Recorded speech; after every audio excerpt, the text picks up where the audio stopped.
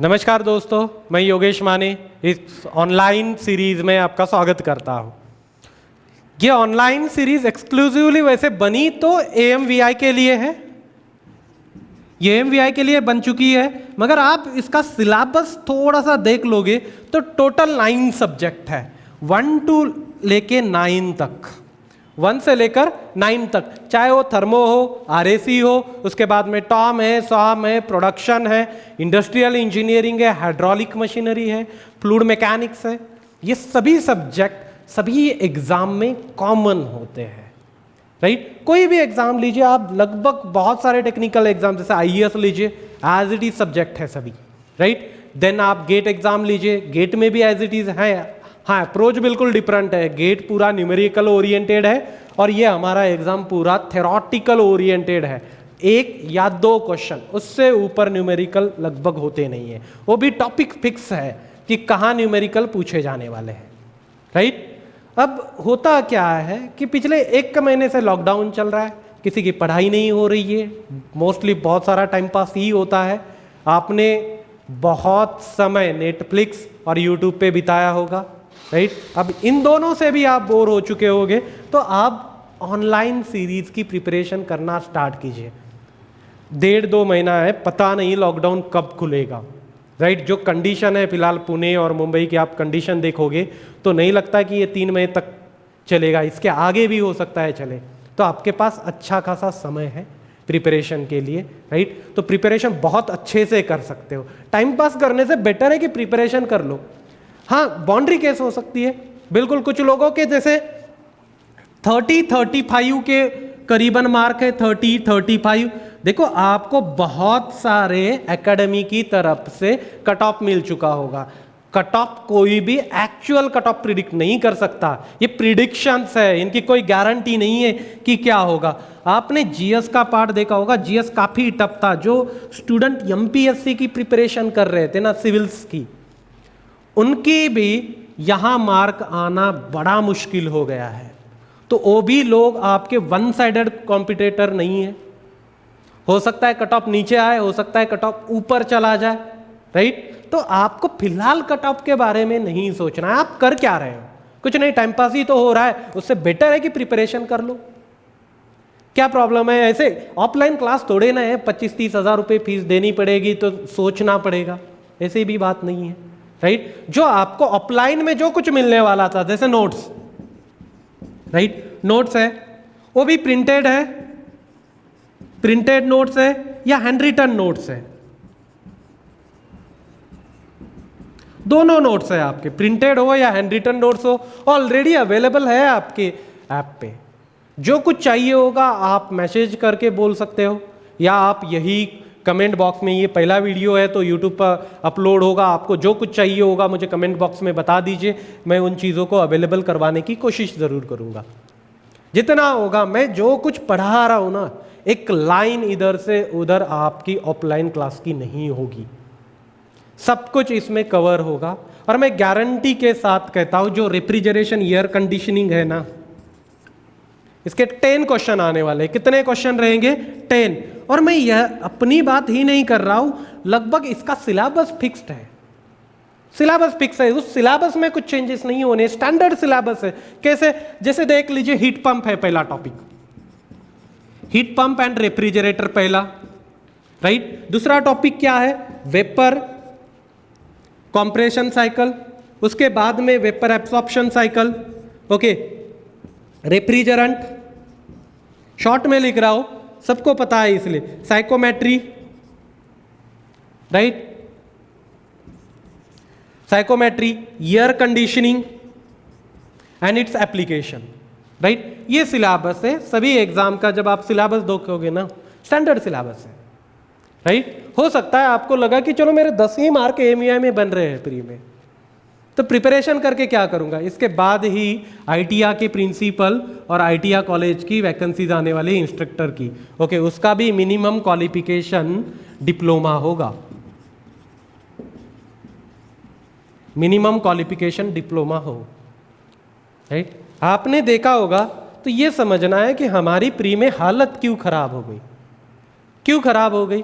क्योंकि जब नोटिफिकेशन आया था उसके 2 महीने के नोटिफिकेशन आया था उसके बाद 2 महीने का समय मिला, हमने नोटिफिकेशन आने के बाद प्रिपरेशन की, पहले ही तैयार होते कॉम्पिटिटिव एग्जाम के लिए, तो हो सकता था आपका स्कोर बहुत अच्छा प्री में बन जाता।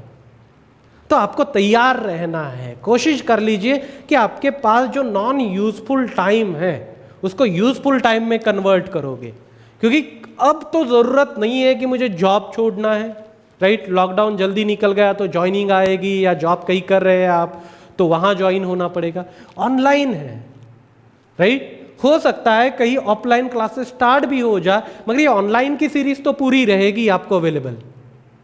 तो ऑनलाइन सीरीज में तो कोई दिक्कत नहीं है, आप अपना ऑफिशियल टाइम होने के बाद भी प्रिपरेशन कर सकते हो, इसके लिए ये ज़रूरी नहीं है, राइट। कुछ लोगों का ये कहना है कि टेस्ट में प्रॉब्लम्स आ रही है, राइट। टेस्ट में ये देख लीजिए आप, सभी टेस्ट के वीडियो सॉल्यूशंस होंगे, जितनी टेस्ट है ना इनके वीडियो सॉल्यूशंस ऐड होने वाले हैं। लॉकडाउन की वजह से प्रॉब्लम में है सब कुछ, लॉकडाउन की वजह से उस स्पीड से काम नहीं कर पा रहे, फैसिलिटी अवेलेबल नहीं हो पा रही है, राइट। कहीं पुलिस या ये वो सभी प्रॉब्लम होते हैं और हम लोग रूल फॉलो करने वाले हैं, तो उन रूल को फॉलो करते सब कुछ करना है, राइट। ये घर पे सब कुछ कर रहे हैं, तो अब उसमें ये सब कुछ सभी प्रॉब्लम्स आने वाले हैं। तो हो सकता है थोड़ी सी चीज़ें लेट हो जाए, तो भी हम कोशिश कर रहे हैं कि अवेलेबल करवा के दी जाए। पूरा सॉम अवेलेबल हो चुका है, पूरा थर्मो अवेलेबल हो चुका है, ओके। RAC पूरा अवेलेबल हो जाएगा। मैं जब ये वीडियो अपलोड हो रहा है सभी RAC के वीडियो ऑलरेडी सर को हैंड ओवर कर चुका हूँ, तो ये वीडियोस भी अवेलेबल हो जाएंगे, राइट। सभी आपको मिलने वाला, बस आपको प्रिपरेशन करनी है, right. Test series complete test series देनी है। कई 1-2 क्वेश्चन गलत हो सकते, बिल्कुल मैन्युअल एरर पॉसिबल है, क्योंकि हो क्या रहा है, ये जो ऐप वाले हैं, ऐप वाले भी बहुत अच्छे से रिस्पॉन्स कर नहीं पा रही है कंपनीज, क्योंकि उनके एम्प्लॉय घर पे है, वर्क फ्रॉम होम चल रहा है, तो उनका भी रिस्पॉन्स हमें उतना फास्ट नहीं मिल रहा है, ये एक दिक्कत है। तो जब वीडियो सॉल्यूशंस आ जाएंगे या उन लोगों का अच्छे से रिस्पॉन्स मिल जाएंगे, तो ये कुछ गलतियां हुई होगी तो वो भी अपडेट हो जाएगी वहाँ, राइट। उसके बाद में ऐप का चैट बॉक्स बंद करके रखा है। क्यों बंद करके रखा है आप सभी को पता है, आपने चैट बॉक्स में क्या किया है। हम बिल्कुल गप्पे चला रहे थे चैट बॉक्स में, राइट, इसीलिए ये चैट बॉक्स बंद करके रखा है। कोई डाउट पहले 2 दिन में एक भी डाउट नहीं पूछा गया था, राइट। डाउट के लिए आपके पास फैकल्टी के डायरेक्ट कॉन्टैक्ट नंबर अवेलेबल है, आप मैसेज कर सकते हो, उनको टाइम पूछिए, ओके। वो जब फ्री हो गए तब आपको कॉल बैक भी कर लेंगे, राइट। सो आप मैसेज कर सकते हो, तो डाउट वैसे भी सॉल्व हो जाएंगे। यहाँ टीम अवेलेबल है, उन किसी से भी आप पूछ सकते हो। एक दूसरा, उसके बाद में कोई टेलीग्राम व्हाट्सएप का ग्रुप नहीं बनाएगा, फालतू टाइम पास मत करिए, उससे कोई नहीं होने वाला है। आप 10 लोगों का ग्रुप बना सकते हो व्हाट्सएप का, वहाँ हो सकता है आपको कोई रिप्लाई करे। आपने 500 लोगों का ग्रुप बनाया, मुझे बताइए कैसे पॉसिबल है कि क्वेश्चंस के आंसर आपको मिल जाए 500 लोगों में। वो बस टाइम पास के लिए ही काम आएगा। कोई टेलीग्राम, आपको जितने इंस्ट्रक्शन चाहिए वो एक ही टेलीग्राम ग्रुप पे मिल रहे इग्नाइट के, राइट। सो अब आपको नए व्हाट्सएप ग्रुप की और टेलीग्राम ग्रुप की क्या जरूरत है, राइट। सो ये मत बनाइए, बस टाइम पास होता है, इससे अलावा इससे कुछ हासिल नहीं होने वाला। Clear, okay. सो समझ लीजिए कि आपको बिल्कुल सीरियसली प्रिपरेशन करनी है। आपका टारगेट आउट ऑफ 300 मार्क्स 220 होना चाहिए, मिनिमम 220, क्योंकि देखिए आप वैकेंसी का स्टेटस क्या है, और ये अचीवेबल मार्क है, ऐसे नहीं है कि अचीवेबल नहीं है। पूरा आप रेफ्रिजरेशन, एयर कंडीशनिंग एक बार सुन लीजिए, लास्ट में आप मुझे बताइए कि कोई क्वेश्चन छूटेगा क्या। 10 में से 10 क्वेश्चन लास्ट टाइम 2017 में भी कवर हो चुके थे, पूरे 10 क्वेश्चन, इस बार भी पूरे 10 क्वेश्चन कवर हो जाएंगे, राइट। RAC का आपका टारगेट ये होना चाहिए कि आप पूरे आउट ऑफ क्वेश्चन सॉल्व कर लो, क्योंकि जितना स्ट्रक्चर्ड ये है ना सब्जेक्ट, एक बार कंसेप्ट क्लियर हो जाए, हाँ कंसेप्ट है इसमें, ये बात है, अच्छे कंसेप्ट है, एक बार कंसेप्ट क्लियर हो जाए कोई दिक्कत नहीं आने वाली है। क्लियर, इनमें बिल्कुल पूरे कंसेप्ट अच्छे से क्लियर होंगे तो सभी क्वेश्चन सॉल्व हो जाएंगे। स्ट्रक्चर सिलेबस है, आपने प्री में देखा होगा कितने क्वेश्चंस थे, टोटल 20 क्वेश्चंस थे, फंसे कितने 19, जो मैंने बताया आपको, उसके बाद में सर ने बताया, धनंजय सर ने, और जो ऑब्जेक्टिव आपको मिले थे, कितने फंसे हुए क्वेश्चंस थे 19, राइट। कुछ तो इसमें से 11 क्वेश्चंस तो ऐसे थे ऑप्शन के साथ जो प्रोवाइड किए हुए थे ना प्रैक्टिस के लिए आपको क्वेश्चन, ऑप्शन के साथ क्वेश्चन एज इट इज थे 11 क्वेश्चन, राइट। 9th क्वेश्चन भी बचे हुए 8 क्वेश्चन है ना, इनमें से भी क्लास के नोट्स में से तो थे ही, उसके बाद में जो क्वेश्चन है ना बाकी एज इट इज नोट्स में थे। एक वेल्डिंग वाला क्वेश्चन छूट चुका था। और दोस्तों आप सिलेबस देख लोगे ना एक बार तो वेल्डिंग कहीं मेंशन नहीं है, ना प्री में है ना मेंस में है। मेंस में ये मेंशन होता तो वेल्डिंग भी कवर हो जाता। क्लियर। वेल्डिंग का क्या था, उन्होंने एसिटिलीन गैस के सिलेंडर का कलर पूछा था। बड़ा कॉमन सा क्वेश्चन है यार, गैस वेल्डिंग पढ़ोगे आप तो जो 2-3 चीजें पढ़ते हो ना उनमें 2-3 चीजें जहां पॉसिबल क्वेश्चन है उनमें ये सिलेंडर का कलर पॉसिबल क्वेश्चन है, राइट। और मोस्ट कॉमन क्वेश्चन था वो भी, मगर टॉपिक प्रिडिक्टेबल नहीं था क्योंकि टॉपिक वेल्डिंग आएगा नहीं ये लग रहा था, कभी आएगा ही नहीं। क्यों? क्योंकि मेंस के सिलेबस में नहीं है, प्री का तो सिलेबस ही डिफाइन नहीं था। अब यहां ऐसी बात नहीं है, आरएसी में पूरे पॉइंट्स दे रखे हैं हमें यहां। Heat pump, refrigerator, vapour compression cycle, vapour absorption cycle, refrigerants, psychometry, air conditioning and its application, पूरा मेंशन है, सब कवर करेंगे। बहुत छोटा सा सब्जेक्ट है, छोटा सब्जेक्ट है, फिक्स्ड क्वेश्चन आने वाले हैं, राइट। तो आपको जो बता रहे उसके बाहर की एक भी लाइन करनी नहीं। मेरा पढ़ाने का ही तरीका यही है, मैं डायरेक्टली स्टूडेंट को ये चीज़ बताता हूँ कि मैं जितना पढ़ाऊँगा उतना पढ़िए, उसके बाहर आप एक भी कोई भी स्टैंडर्ड किताब में से एक भी लाइन नहीं पढ़नी, कोई नहीं किताब में से। आप देखिए रेफ्रिजरेशन के लिए किताब उठाइए, कौन सी किताब ले लोगे आप, राइट। डॉक्टर वी.एम. डोमकुंडवार लीजिए या अरोरा लीजिए। होने वाला क्या है कि 2 महीने के बाद सपोज आपकी मेंस होनी है, 2 महीने तक आप रेफ्रिजरेशन की किताब ही पढ़ते रहोगे और याद रखिए किताब पढ़ने के बाद जो मार्क मिलेंगे ना नोट्स वाले से कम होंगे, टाइम भी चला जाएगा, राइट। सो हम बता रहे उतना ही करिए, उतना ही करिए। इसके हैंड रिटन नोट्स ओके मैं कोशिश करूंगा जल्द से जल्द आपको अवेलेबल करवाई जाए, नहीं तो रनिंग नोट्स बनाइए। बेस्ट तरीका होता है आप खुद की नोट्स बनाइए, किसी और की हैंड रिटन नोट्स यूज करने से बेटर है आप अपनी बना लीजिए। मैं पढ़ा रहा हूं वही पॉइंट है बोर्ड पे लिखे हुए, राइट। शॉर्ट में लिखनी है, बहुत बड़ी डेफिनेशन कहीं नहीं आने वाली है, शॉर्ट में लिखिए, ओके। और वही चीज़ों को पढ़ते रहिए। लेक्चर कंप्लीट होते ही लिख लिया आपने पूरा लेक्चर, जहाँ जहाँ ज़रूरत पड़े वहाँ पॉज कर लीजिए, राइट। ऑनलाइन में ये अवेलेबिलिटी है, ऑफलाइन में ये नहीं होती है। सो आपको जहाँ जहाँ ज़रूरत होगी वहाँ पॉज कर लीजिए। पॉज करने के बाद उन चीज़ों को लिख लीजिए, जैसे ही लेक्चर कंप्लीट हो जाए उसको दोबारा रीड कर लीजिए, राइट। इससे और कुछ करने की ज़रूरत नहीं है। कल जब लेक्चर, हर रोज़ आप रेफ्रिजरेशन के लेक्चर्स देख रहे हो तो वेपर कंप्रेशन साइकिल कंप्लीट 2 या 3 लेक्चर में होगी, तो वो लेक्चर पूरे कंप्लीट देख लीजिए। फिर वेपर एब्जॉर्प्शन साइकिल जब आएगी तो वेपर एब्जॉर्प्शन साइकिल के पूरे वीडियोस देख लीजिए, राइट। रेफ्रिजरेंट की बात कर रहे हैं तो हम रेफ्रिजरेंट के पूरे वीडियोस देख लीजिए एक साथ। तो एक एक टॉपिक के पूरे वीडियोस जितने होंगे उतने साथ में देख लीजिए, कोई दिक्कत नहीं आने वाली है, क्लियर। उससे अंडरस्टैंडिंग अच्छी हो जाएगी, राइट। ये वीडियोस है, उसी के साथ में मैं लास्ट के कुछ, ये पूरा कंप्लीट मैं अपने सब्जेक्ट की बता रहा हूँ, बाकी सब्जेक्ट की सभी फैकल्टीज बता देंगे आपको। मेरे सब्जेक्ट का पूरा थेरोटिकल पोर्शन आप पढ़ लीजिए, पूरा थेरोटिकल मतलब ये सभी पॉइंट्स पढ़ने हैं। उसके बाद में आपको ऑब्जेक्टिव लगाने हैं। ऑब्जेक्टिव मतलब मेरे 2-3 वीडियोस ऑब्जेक्टिव के ऊपर रहेंगे, जो ऑब्जेक्टिव डिस्कस करूंगा टेस्ट के अलावा, राइट। उन वीडियोस को आपको देखना है, मगर उसके पहले ये सब कुछ कंप्लीट होना चाहिए। देखो होता क्या है कि चलो हीट पंप है उसके ऊपर के मैंने क्वेश्चन ले लिए, वेपर कंप्रेशन साइकिल के ऊपर के क्वेश्चन ले लीजिए। एग्जाम में ऐसे क्वेश्चन थोड़ी ना आएंगे, एग्जाम में तो पूरे सब्जेक्ट के ऊपर क्वेश्चन आएंगे ना, राइट। सो हमें पूरा सब्जेक्ट कवर करना है, उसके बाद क्वेश्चंस लेने हैं।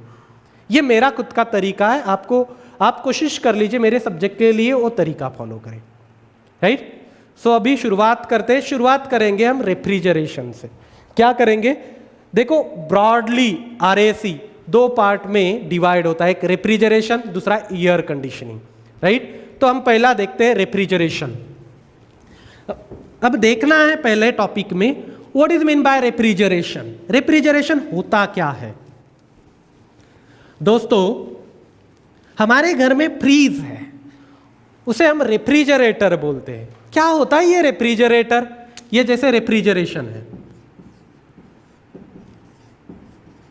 रेफ्रिजरेशन क्या होता है, इसकी डेफिनेशन क्या है रेफ्रिजरेशन की? जैसे ये कोई सिस्टम है, सिस्टम क्या होता है? Anything under consideration. आपने थर्मो में अच्छे से पढ़ा है, नहीं है तो वहां जाइए देख लीजिए वहां की video.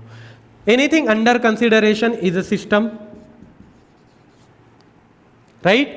Everything except system, system को छोड़ के बाकी सभी चीजें सराउंडिंग, बाकी सभी चीजें सराउंडिंग। सपोज आप जिस रूम में बैठे हो वो रूम आपका कंसिडरेशन है, मतलब सिस्टम है। ये कोई रूम है, क्या है ये? रूम है। सराउंडिंग क्या बनेगी? बाकी पूरा एटमॉस्फियर इज और सराउंडिंग। ये एटमॉस्फियर है, ये आपकी सराउंडिंग है। हाँ, एक और, ऑनलाइन में और ऑफलाइन में बहुत सारा डिफरेंस दिखाई देता है। हम कोशिश कर रहे हैं उन डिफरेंस को कम करने की। आपको ये लगे कि बिल्कुल ऑफलाइन क्लासेस चल रहे हैं, डिफरेंस इतना ही आएगा कि हम हंसा नहीं सकते आपको ऑनलाइन में, ये दिक्कत हो जाती है, राइट? ऑफलाइन में वो चल सकता है क्योंकि कोई जोक बता रहे हैं या कुछ और चीज़ें चल रही है, मगर ये ऑनलाइन में तरीका पॉसिबल नहीं होता है। थोड़ा सा क्या है कि अब किसको हंसाए, यहाँ कोई है नहीं, बस वो कैमरा वाले एक भैया है और उसके अलावा कोई यहाँ होता नहीं है। क्लियर? तो आप उतना बस डिसएडवांटेज, बाकी सभी चीज़ें आपको बिल्कुल क्लासरूम जैसा ही फील करवाएंगे, उसकी दिक्कत नहीं है आप, राइट? अब देखिए हमारे पास एक रूम है, समझ लीजिए। अब ये सिस्टम और सराउंडिंग को भूल जाइए थोड़ी देर के लिए। ये मेरे पास रूम है, हमारे पास क्या है? रूम है। अब इस रूम का टेम्परेचर मुझे एटमॉस्फियर से हमेशा कम रखना है।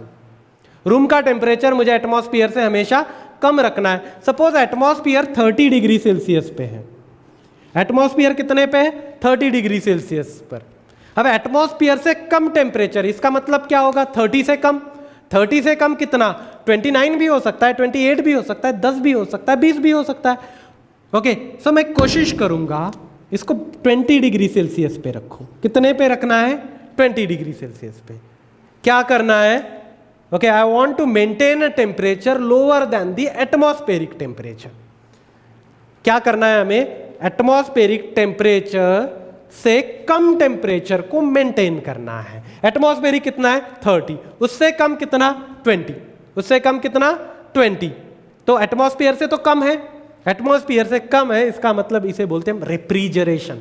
क्या बोलते हैं हम? रेफ्रिजरेशन। रेफ्रिजरेशन का सिंपल मीनिंग है maintaining lower temperature than atmosphere. क्या है?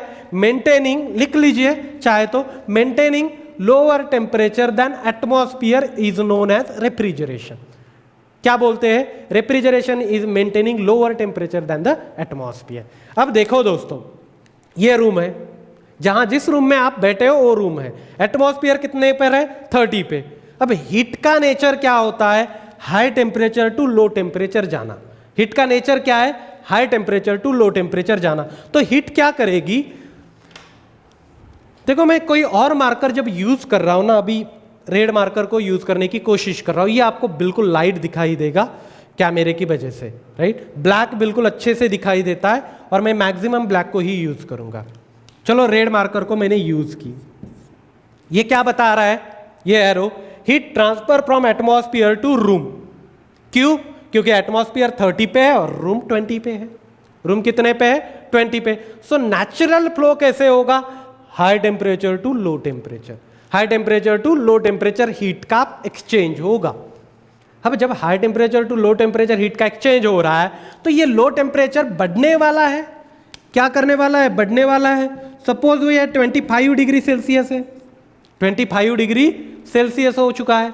क्यों? क्योंकि बाहर की हीट अंदर आ गई है, बाहर की हीट अंदर आ गई।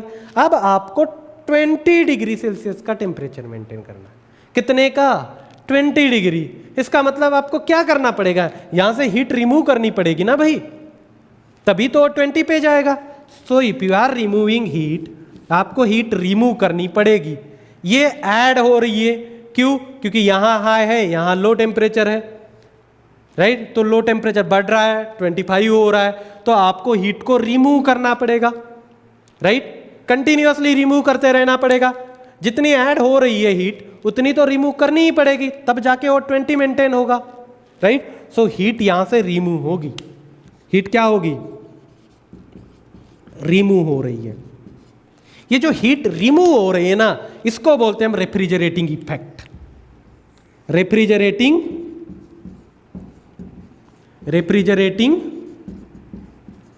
इफेक्ट मतलब समझ लीजिए अब क्या होता है। रेफ्रिजरेशन का मीनिंग क्या है? Maintaining lower temperature. Maintaining lower temperature is refrigeration, right.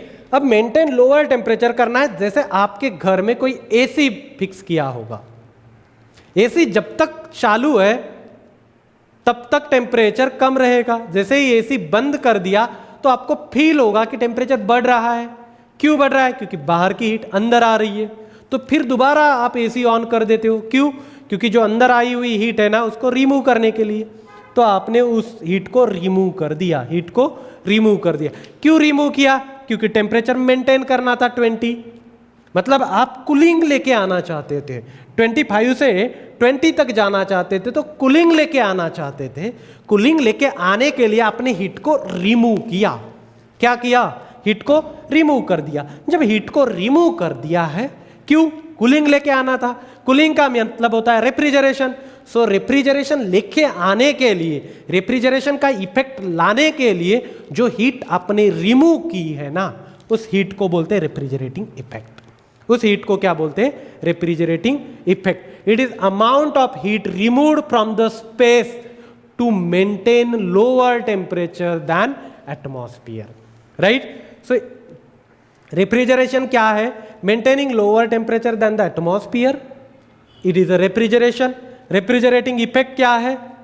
It is amount of heat removed from the space to maintain a temperature lower than atmosphere, lower than atmosphere. Definition लिखनी है, लिख लीजिए, pause कर लीजिए, पीछे जाइए, जो करना है कर लीजिए, राइट।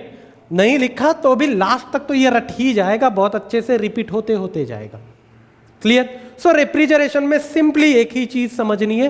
रेफ्रिजरेशन का मीनिंग होता है maintaining lower temperature than the atmosphere. यही एक ही मीनिंग है, यही समझ लीजिए। क्लियर? सो दोस्तों, यहां what is mean by refrigeration, refrigerating effect, ये दोनों चीजें समझनी थी। अब जाते हैं एक और डिवाइस की तरफ, उसका नाम है heat pump and refrigerator. Heat pump and refrigerator, ये आपने थर्मो में देखा है। आपने ये थर्मो में देखा है। जैसे मैं यहां लिख लेता हूं refrigerator, refrigerator,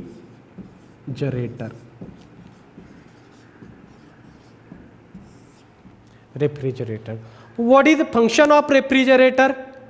maintaining lower temperature. ये थर्मो में भी आपने चेक किया हुआ है, राइट। मगर यहां देखेंगे, सिलेबस का यहां का पार्ट है रेफ्रिजरेशन एंड एयर कंडीशनिंग का, और क्वेश्चन बिल्कुल आता है दोस्तों। और न्यूमेरिकल जहां पॉसिबल है ना, उनमें से एक पार्ट है ये, राइट। न्यूमेरिकल भी यहां पॉसिबल है, डिवाइस का नाम भी पूछा जाता है।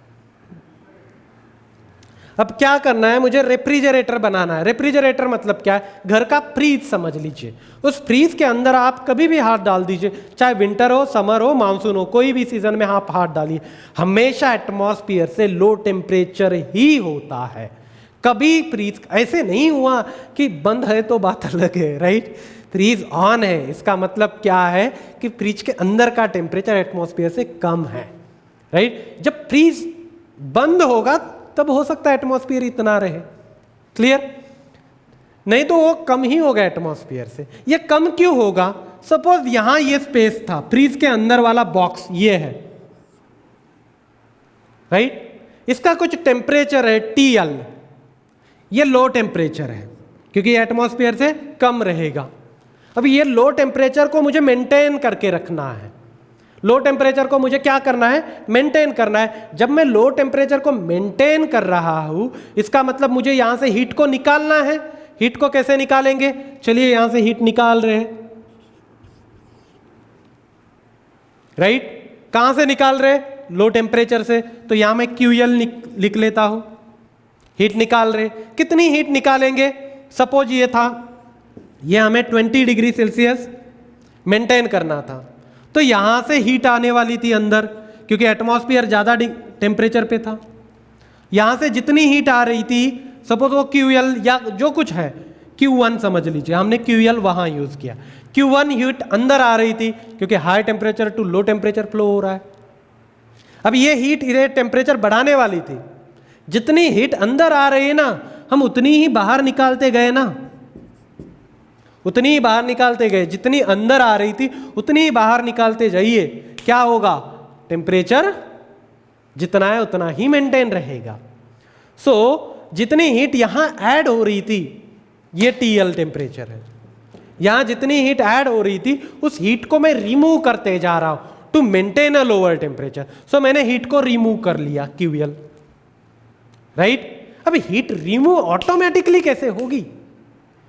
क्योंकि लॉ क्या बताता है, थर्मोडायनामिक्स के लॉ आपने पढ़े होंगे, Kelvin Planck statement, Clausius statement.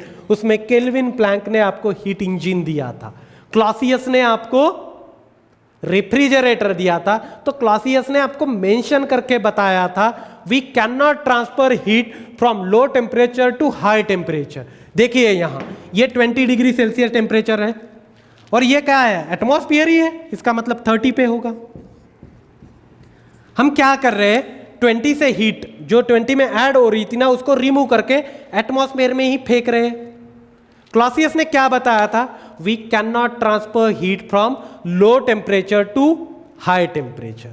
मतलब 20 से 30 हम हीट को ट्रांसफर नहीं कर सकते without any input, without any input transfer नहीं कर सकते। इसका मतलब मुझे ये कंडीशन पॉसिबल करने के लिए विदाउट इनपुट पॉसिबल है क्या?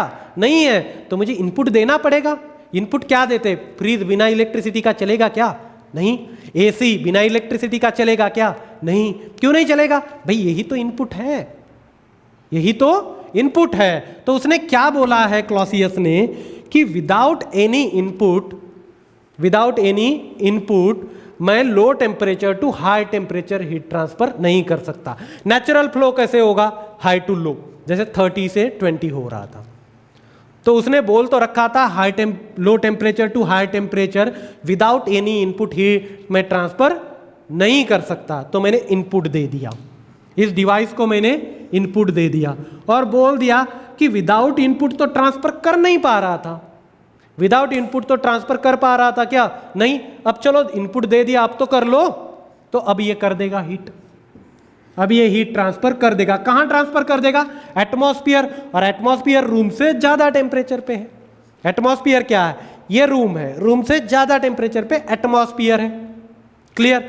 सो लो टेम्परेचर से हाई टेम्परेचर हीट ट्रांसफर कर रहा है with input, with input. Clear है? तो कितना हाई टेम्परेचर पे जाएगा? ये इतना तो जाना ही है, प्लस वर्क, दोनों जा रहे हैं ना हाई टेम्परेचर पे। सो QL प्लस वर्क, ये इसे मैं बोल देता हूं QH, हाई टेम्परेचर पे ट्रांसफर होने वाली हीट, हाई टेम्परेचर पे ट्रांसफर होने वाली हीट। देखो दोस्तों, इस डिवाइस ने क्या किया? लो टेम्परेचर से हीट को निकाला और हाई टेम्परेचर पे ट्रांसफर किया, right, with the help of input known as a work. Input कौन सा है? वर्क के फॉर्म में हमने सप्लाई किया। डिवाइस कौन सा बना? डिवाइस का नाम है रेफ्रिजरेटर। डिवाइस का नाम क्या है? Refrigerator. So what is the COP of refrigerator? देखो रेफ्रिजरेटर की इफिशियंसी नहीं होती है, वो 100 से ऊपर चली जाती है, और 100 से ऊपर इफिशियंसी बन नहीं सकती क्योंकि 100 ही नहीं बनती है। जब 100 इफिशियंसी बनेगी तब वो PMM2 कहलाएगी, राइट। ये थर्मो में है, आप थर्मो का एक वीडियो देख लीजिए, उसमें आ जाएगा, राइट। जिन लोगों का थर्मो नहीं हुआ, मैं ये भी कोशिश कर रहा हूं कि जिनका थर्मो नहीं हुआ है उनको भी ये चीजें समझ में आ जाए, इसलिए हम इतने डिटेल में देख रहे हैं, राइट। COP क्या होता है? What is a COP? एक परफॉर्मेंस पैरामीटर है, राइट। जैसे हमारा परफॉर्मेंस बताना है हमें, तो टेस्ट में हम क्या करते हैं कि मार्क, जिसके जितने ज्यादा मार्क उसका बेटर परफॉर्मेंस, परसेंटेज जितके ज्यादा है उनका बेटर परफॉर्मेंस। वैसे ही है रेफ्रिजरेटर का परफॉर्मेंस बताना है तो मैं क्या बताऊंगा कि सीओपी जितना ज़्यादा है उतना बढ़िया परफॉर्मेंस है। क्लियर? तो क्या होता है ये सीओपी? सीओपी का नाम है कोएफिशिएंट ऑफ परफॉर्मेंस। क्या बोलते हैं इसे? Coefficient of performance. दोस्तों इसकी डेफिनेशन लिखिए। Coefficient of performance is a ratio of desired effect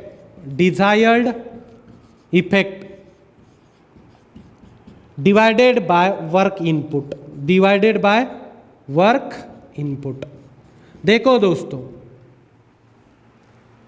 desired effect का मीनिंग क्या? What is mean by desired effect? जो हम चाहते हैं ना, डिजायर्ड मतलब क्या? हमारी चाहत, राइट? डिजायर्ड मतलब क्या होता है? चाहत।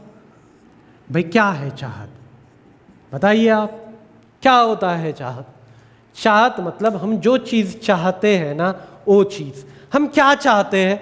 हम चाहते हैं कि लोअर टेम्परेचर मेंटेन रहे। चाहते क्या है? लोअर टेम्परेचर मेंटेन रहे। लोअर टेम्परेचर कब मेंटेन रहेगा? जब क्यूएल हीट रिमूव करेंगे। जब क्यूएल हीट को रिमूव करेंगे तब वो लोअर टेम्परेचर मेंटेन रहेगा। So my desired effect is lower temperature maintain करना।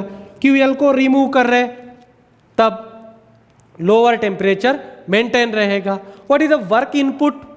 वर्क इनपुट क्या है? W। और दोस्तों वहां से W को निकालेंगे। ये इक्वेशन है ना, इससे W को निकालेंगे। क्या आएगा? W is equal to QH minus QL। W क्या है? QH minus QL। As it is लिखेंगे, QL divided by QH minus QL। दोस्तों यह है COP ऑफ रेफ्रिजरेटर है। किनका COP है ये? रेफ्रिजरेटर का, राइट? सो मुझे मिल चुका है what is the COP of refrigerator ओ। जब मेरे पास COP ऑफ रेफ्रिजरेटर है, अब ये दोनों हो सकते हैं दोस्तों। ये रेफ्रिजरेटर रिवर्सिबल भी हो सकता है, इरिवर्सिबल भी हो सकता है, राइट? सो यहां मैं लिख लूंगा for both reversible and irreversible. Reversible and irreversible. दोस्तों जब हम रिवर्सिबल की बात करते हैं ना, फॉर रिवर्सिबल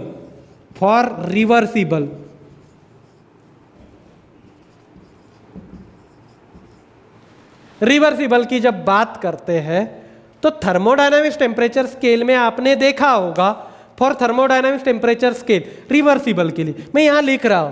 कोई थर्मो के लेक्चर जाके देखने की जरूरत नहीं है इसके लिए, कहीं उसका रेफरेंस आ जाएगा, वो चीज मैं यहां लिखूंगा, राइट? सो थर्मोडायनामिक्स टेम्परेचर स्केल की वजह से Q1 by Q2 is equal to होता है T1 बाय T2। मतलब करस्पॉन्डिंग टेम्परेचर से आप उसको रिप्लेस करिए। हीट को करस्पॉन्डिंग टेम्परेचर से रिप्लेस करना है। जैसे यहां आप QL से डिवाइड कर लीजिए सभी तरफ, तो क्या आएगा? ये बनेगा ऐसे। QL बाहर निकालिए सबसे, यहां से निकालोगे, यहां से निकालोगे, बनेगा क्या? QL बाहर आ गया, यहां भी QL बाहर आ गया, QH upon QL minus 1। QL बाहर आ गया, कैंसल हो जाएगा QL कैंसल हो गया, राइट? अब COP लिखिए। COP किनका है? रेफ्रिजरेटर का, मगर किसके लिए? रिवर्सिबल के लिए, राइट? किनके लिए लिख रहे हैं? रिवर्सिबल के लिए। रिवर्सिबल के लिए क्या लिख सकते हैं? Q1 by Q2 is equal to T1 by T2। हमारे पास हमने नोटेशन यूज किया था QH और QL, तो हम TH और TL यूज करेंगे। क्लियर? सो ये COP आ गया 1 अपॉन क्या है? QH अपॉन QL, तो आएगा TH upon TL, TH upon TL minus 1। Cross multiplication, तिरपा गुणाकार, तो ये आएगा TH माइनस TL। नीचे भी TL होगा, वो ऊपर चला जाएगा। सिंपल समझ लीजिए दोस्तों, यहां QL था, TL आ गया, यहाँ QH था, यहाँ TH आ गया, यहाँ QL था, मैं यहाँ TL आ गया, राइट।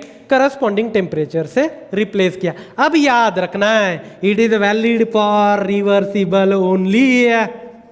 ये रिवर्सिबल ओनली, ये खाली रिवर्सिबल के लिए रहेगा, क्योंकि हमने क्या किया, हीट को टेम्परेचर से रिप्लेस किया। ये दोनों के लिए है, इसकी कोई दिक्कत नहीं हमें, ये सबसे इंपॉर्टेंट है। क्लियर है दोस्तों, राइट। सो ये हो गया रेफ्रिजरेटर के लिए। आप लिखिए यहां रेफ्रिजरेटर के लिए है ये, ओके। सेम ये डिवाइस कौन सा था, रेफ्रिजरेटर, जिसका काम क्या था, to maintain lower temperature than atmosphere. Atmosphere से टेम्परेचर को क्या करना था, लो मेंटेन करना था, राइट। उसे हम क्या बोलेंगे, रेफ्रिजरेटर, राइट। अब देखते हैं हीट पंप।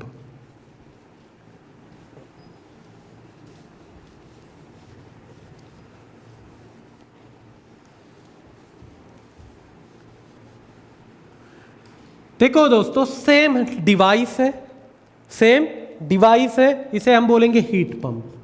क्या बोलेंगे हम, हीट पंप। हीट पंप, देखिए यहां लिख रहा हूं मैं हीट पंप।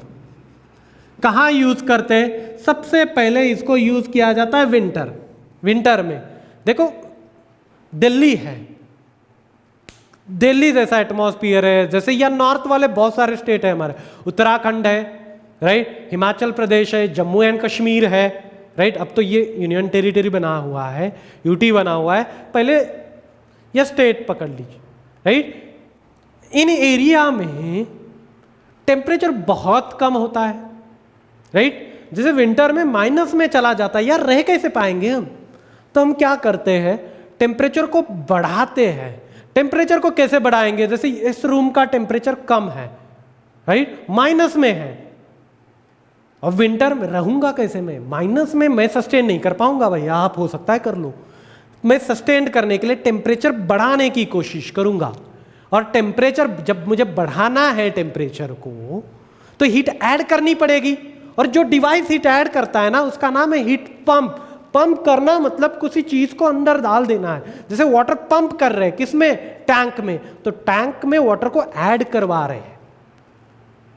पंपिंग का मीनिंग क्या है, जैसे ब्लड पंप होता है, फ्लो करवाते हैं हम, राइट। हमारे वेन्स के अंदर, आर्टरीज के अंदर ब्लड पंप हो रहा है, राइट, घूम रहा है उसके अंदर। हीट पंप की हमने, मतलब हीट को ऐड किया है। क्यों ऐड किया है हीट को, हायर टेम्परेचर मेंटेन करना चाहता था। क्यों हायर टेम्परेचर मेंटेन करना चाहता था, क्योंकि भाई विंटर चल रहा है, हीट बहुत टेम्परेचर माइनस में जा चुका है, सो मुझे मेंटेन करना पड़ेगा, उसको मेंटेन करना पड़ेगा। सो जब हीट टेम्परेचर हायर मेंटेन करना है, सो मेरा डिजायर्ड इफेक्ट क्या है, मेंटेनिंग हायर टेम्परेचर। ये क्यों यूज होता है, to maintain higher temperature, higher temperature को मेंटेन करने के लिए, राइट। सो सीओपी होगा क्या, सीओपी होगा डिजायर्ड इफेक्ट। डिजायर्ड इफेक्ट इसका स्टैंडर्ड फॉर्मूला है दोस्तों, desired effect divide by work input, desired effect divide by work input. तो डिजायर्ड इफेक्ट क्या है, मुझे हाई टेम्परेचर मेंटेन करना है, ओके। हाई टेम्परेचर कब मेंटेन होगा, ये वाला टेम्परेचर मुझे मेंटेन करना है। कब टेम्परेचर मेंटेन होगा, जब मैं हीट यहां ऐड करूंगा।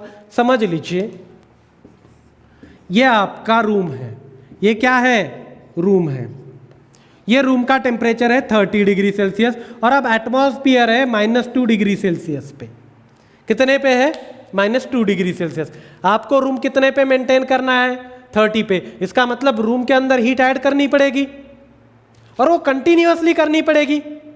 कंटिन्यूअसली क्यों, क्योंकि देखिए यहां का हाई टेम्परेचर है, ये वाला लो टेम्परेचर है, तो फ्लो हीट का बाहर होगा, नेचुरली बाहर जाएगी heat, high temperature to low temperature. तो यहां का टेम्परेचर तो कम होगा ना भाई, तो आपको क्या करना पड़ेगा, कंटिन्यूअसली हीट को ऐड करना पड़ेगा, कंटिन्यूअसली हीट को ऐड करना पड़ेगा। जब कंटिन्यूअस हीट को ऐड कर रहे हो ना, तभी ये टेम्परेचर मेंटेन होगा। जितनी बाहर जा रही थी 30 डिग्री टेम्परेचर होने के बाद जितनी बाहर जा रही थी उतनी आप ऐड करते जाओगे तो टेम्परेचर मेंटेन रहेगा, राइट। सो यहाँ कितनी ऐड हो रही है, QH, कितनी ऐड हो रही है, QH। वर्क इनपुट कितना है, W, वर्क इनपुट कितना है, W। क्या होता है W, QH minus QL, QH minus QL। Formula किसके लिए सुटेबल है, ये COP पंप है दोस्तों, इसलिए पंप लिख रहा हूं। किन के लिए सुटेबल है ये फॉर्मूला, QH माइनस QL। ये formula both reversible and irreversible के लिए,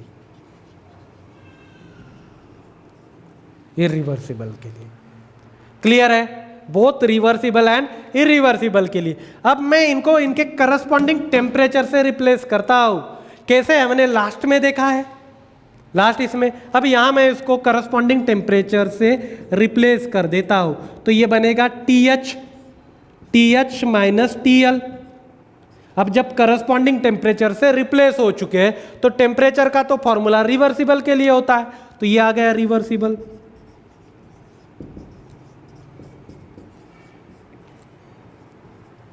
रिवर्सिबल प्रोसेस, क्लियर, ये क्या हो गया, रिवर्सिबल प्रोसेस।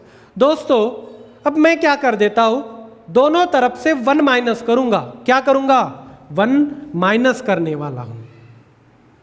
कोई भी ये इक्वेशन लीजिए या ये इक्वेशन लीजिए, दोनों में से कोई भी एक ले सकते हैं। तो मैं ये लेता हूं, COP of pump is equal to क्या है मेरे पास, QH माइनस QL।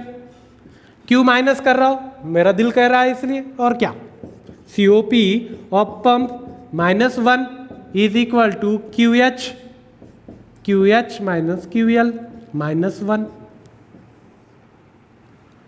राइट।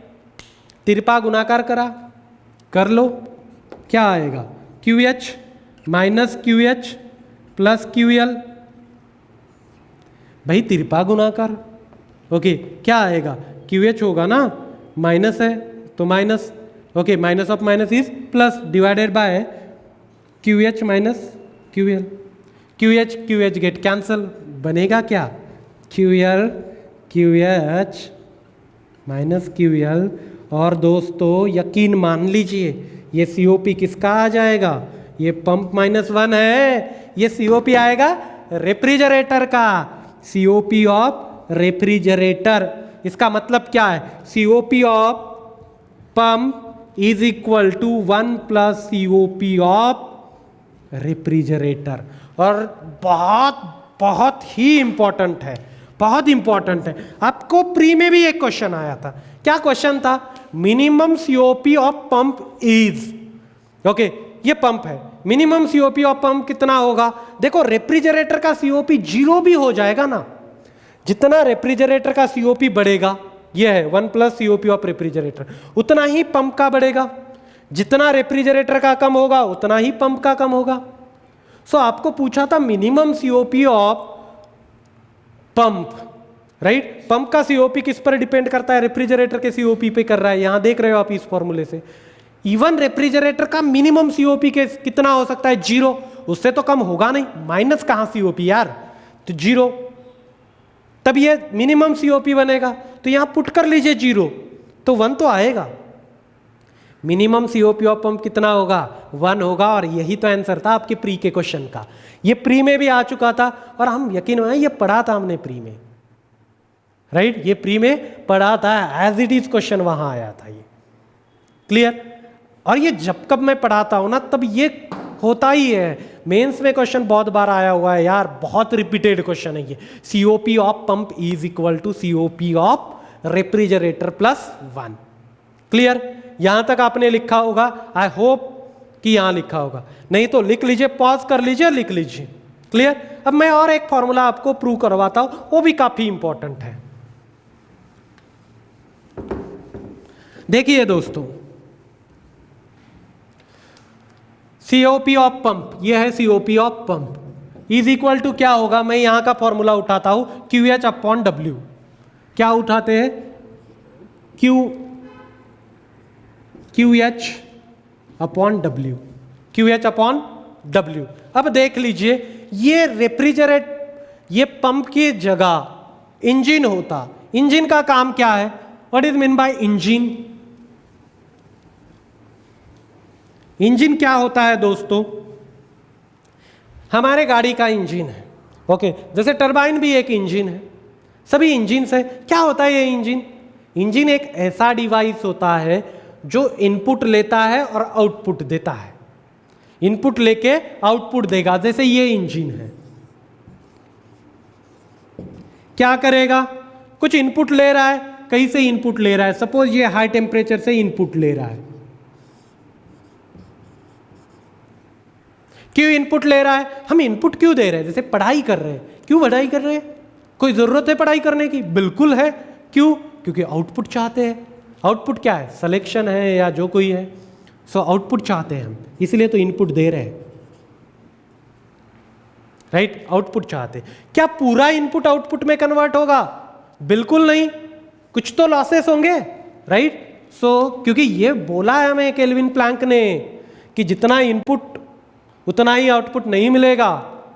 जिस दिन ये डिवाइस बनेगा कि जो पूरे इनपुट को आउटपुट में कन्वर्ट कर रहा है, तो उसको बोलते हैं हम थर्मो में PMM2। क्या बोलते हैं? PMM2। और PMM2 इज इम्पॉसिबल। तो 100% इफिशियंसी पॉसिबल है क्या? नहीं है, तो लॉसेस होंगे। लॉसेस कितने हो रहे? जो कुछ लगा आपको, QL हो रहे सपोज, टी टेम्परेचर। ये दोनों क्या है? रिजर्वायर है। रिजर्वायर का मीनिंग क्या है? ऐसे डिवाइस जिनका टेम्परेचर कम नहीं होता है, जिनका टेम्परेचर कम नहीं होता है। दोस्तों, सेकंड लॉ बहुत इंपॉर्टेंट है। ये सब कुछ सेकंड लॉ में हमने देखा है, इनका रेफरेंसेस RAC में, इसलिए हम पढ़ रहे हैं। आपको लग रहा है कि नहीं कुछ दिक्कत आ रही है समझ में, तो जाइए थर्मोडायनामिक्स में सेकंड लॉज के पूरे वीडियोस देख लीजिए, फिर आके ये पढ़िए RAC। और कभी भी RAC आप पढ़ते हो ना, उसके पहले थर्मो पढ़ा होना चाहिए, राइट? डिपेंडेंट है, मैं कोशिश कर रहा हूँ मोस्टली इंडिपेंडेंट बना लो, मगर डिपेंडेंट है ज़रूर।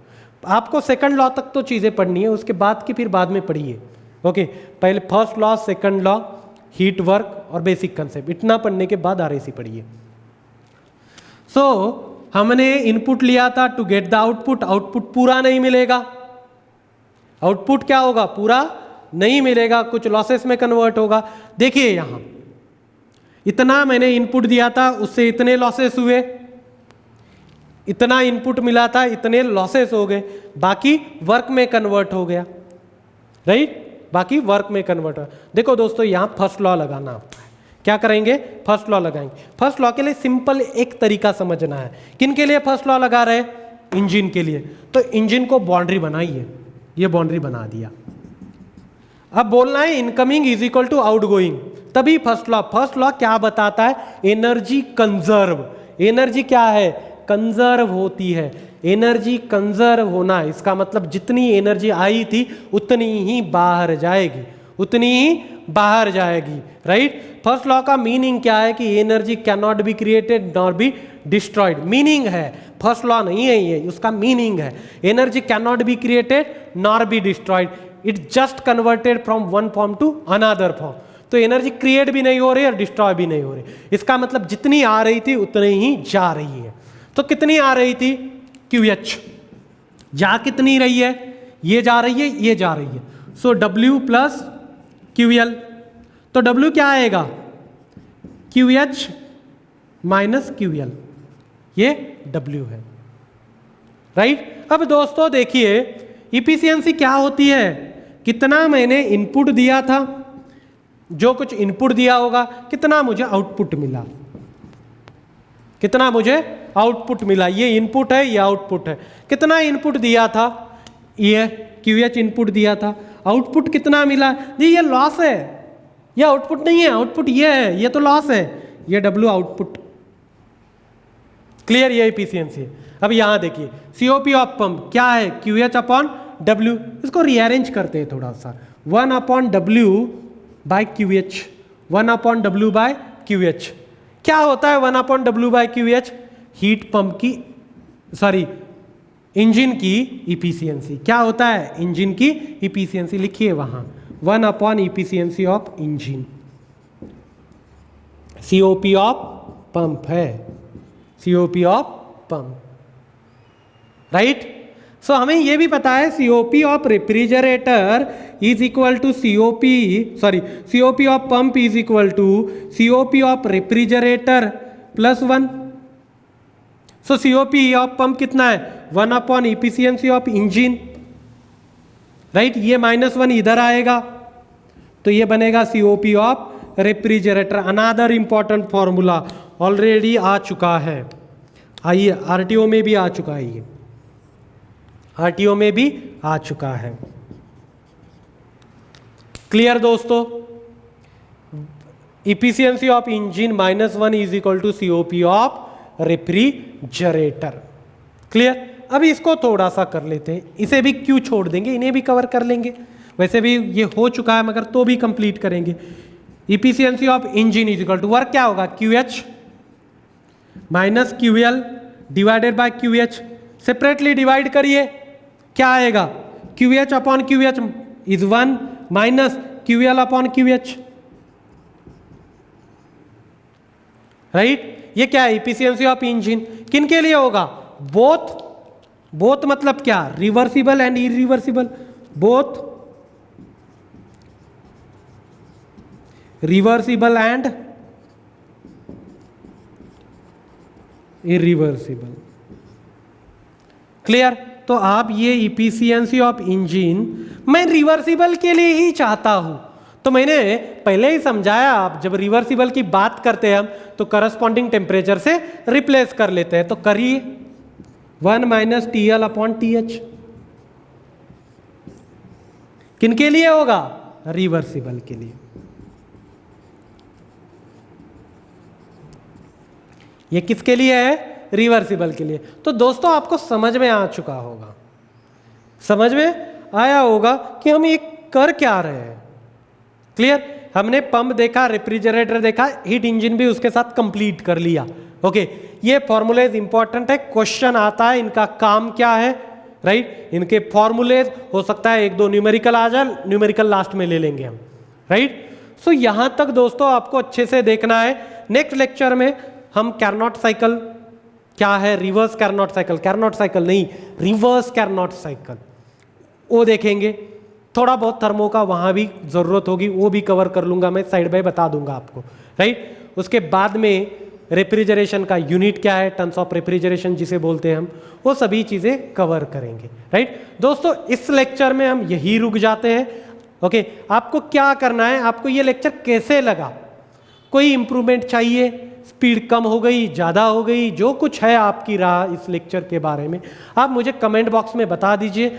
मैं उन चीज़ों को नेक्स्ट लेक्चर्स में इम्प्लीमेंट करने की कोशिश ज़रूर करूँगा, राइट। हम बड़े स्लो स्पीड से चल रहे हैं, इतना भी स्लो नहीं कर रहे कि आप लोगों को नींद आ जाए। 12-13 लेक्चर के ऊपर नहीं जाएगा, मतलब 12-13 घंटे के ऊपर नहीं जाएगा, और गारंटी के साथ कहते हैं 10 में से 10 क्वेश्चन मिल जाएंगे। एक आधा क्वेश्चन बहुत रियरली बाहर जाएगा, और जो क्वेश्चन बाहर जाएगा यकीन मानिए वो किसी से नहीं बनने वाला। ओके, हो सकता है कभी कभी हम लोगों के लिए भी सरप्राइज किया जाए कि नहीं ये तो टॉपिक सिलेबस में भी नहीं था, तो एक आधा क्वेश्चन ऐसे आ जाए, तो जनरली नहीं आता है। RTO देखो बहुत स्ट्रक्चर्ड एग्जाम्पल है, फॉलो करती है, कितने क्वेश्चंस आने ये भी दे रखे हैं उन्होंने, वो भी फॉलो करते हैं, तो आपको दिक्कत नहीं है, समझ लीजिए सब कुछ, राइट। जो कुछ डाउट होगा बता दीजिए। Thank you so much.